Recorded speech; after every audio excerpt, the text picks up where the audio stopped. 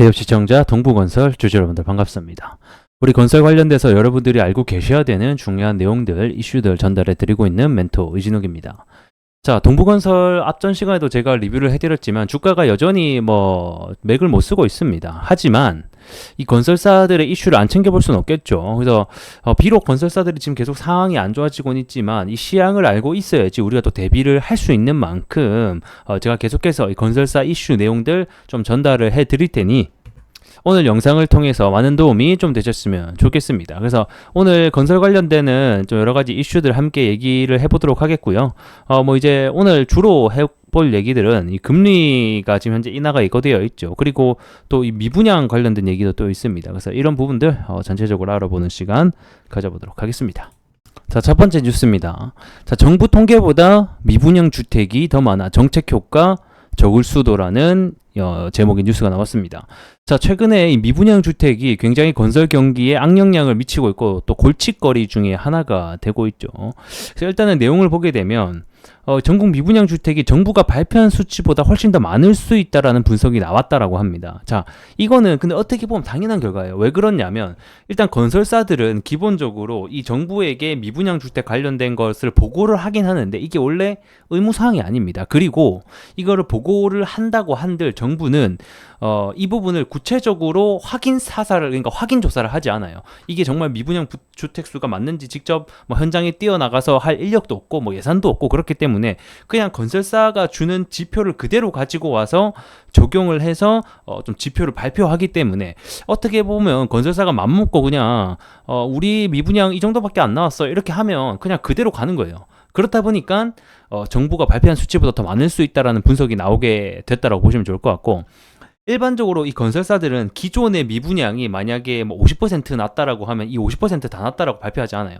왜냐하면 이 미분양이 많이 되면 될수록 이 건설사에게는 결국 악영향이거든요. 아파트 가격의 하락, 분양 가격의 하락으로 이어지기 때문에 실질적으로 미분양이 많이 났어도 안 난 척을 하는 게 지금 현재 건설사들의 어떤 현실이라고 볼 수가 있을 것 같고, 그렇다 보니까 이 미분양 주택이 지금 현재 집계가 되고 있는 것보다 더 많을 수 있다라는 분석이 나오고 있는 것 같습니다. 일반적으로 우리가 알고 있는 미분양 주택 건수 대비해서 제가 봤을 때는 1.5배 이상, 그리고 많으면 2배까지도 좀 부풀려지지 않을까 이렇게 보고 있거든요. 실제 수치가요. 그래서 그렇다고 보시면 될 것 같고, 그래서 일단은 내용을 보게 되면 다시 한 번 더 28일 발표한 건설경기 회복 지원 방안에 대해서도 실제 대응 능력은 좀 떨어질 수 있다는 지적이 나온다 이렇게 보고 있는데, 자, 건설경기 회복 지원 방안이라고 해서 최근 28일 날 정부가 또 발표를 했었죠. 이게 이제 주된 내용이 결국에는 지금 최근에 건설 경기가 침체되어 있다 보니까 이런 유동성 위기를 겪고 있는 건설 사업에 좀 자금 지원을 해주겠다라는 게 결국 골자 내용이 될 것 같고, 그 다음에 이 미분양이 지금 문제를 해결하기 위해서 이 미분양 주택을 매입하는 구조조정 리츠에 대해서는 취득세라던가 부동산세, 세제 혜택을 주면서 이 미분양을 좀 해결해 보겠다 이렇게 또 나서고 있습니다.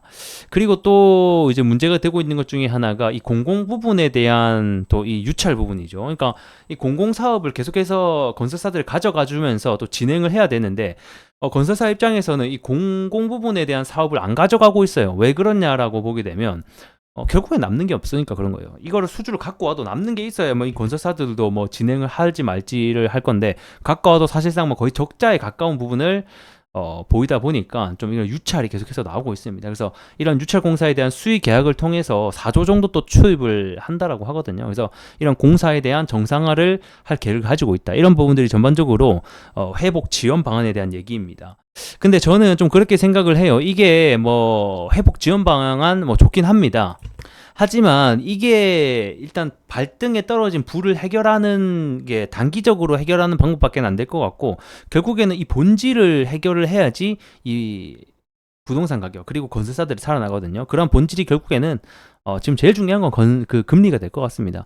금리가 계속 높다 보니까 아파트 경기도 안 살아나고 건설 경기도 죽고 있다 보니까 이런 단기적인 회복 지원 전망은 방안은 좀 긍정적인 요소가 될 수 있겠지만, 중장기적인 관점으로 봤을 때는 여전히 단기적인 반등 그리고 지원 방안은 밖에 되지 않는다라고 좀 보고 있습니다.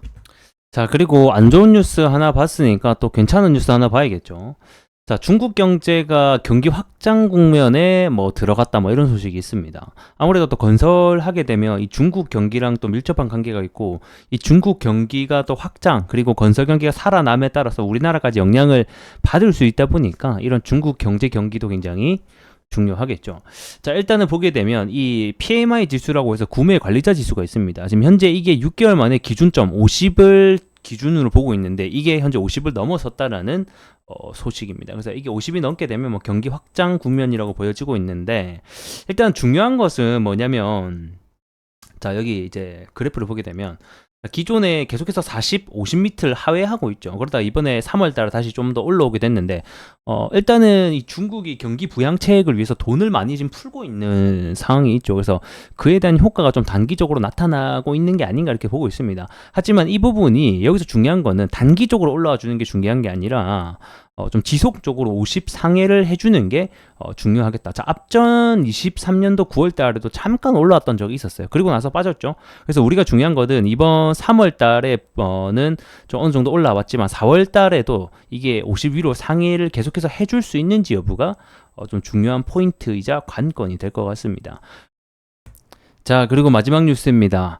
자, 시카고 연은 총재 올해 3회 금리 인하 예상이라고 나와 있죠.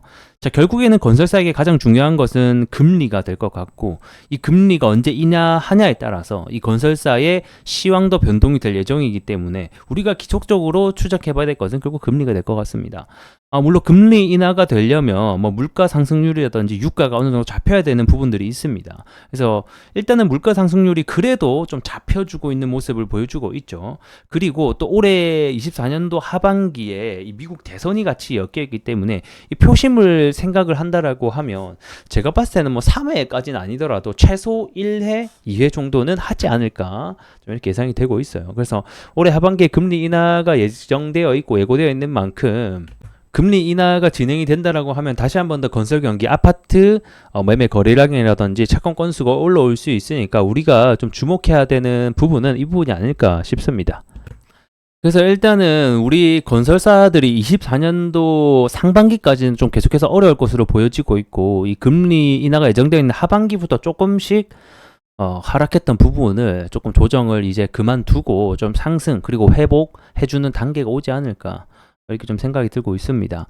그래서 일단은 계속해서 어려운 상황 속에서 우리가 진행이 되고 있지만 제가 계속해서 이 건설사 관련된 중요 이슈들 여러분들에게 전달해 드릴 테니까 원래 이 건설도 그렇고 모든 산업에는 사이클이라는 게 있습니다, 여러분들. 그래서 지금 우리 건설사에게는 좀 하락 사이클에 지속이 되고 있고 또 시간이 지나면 결국 상승 사이클에 도입을 하게 되면 또 그만큼 큰 상승이 나올 수 있으니까 힘든 부분도 좀 잘 함께 좀 이겨내보자 이렇게 설명을 드리고 싶습니다. 자, 오늘 영상 대단히 수고 많으셨고요. 저는 또 다음 시간에 여러분들에게 더 좋은 내용으로 찾아뵙도록 하겠습니다. 고맙습니다.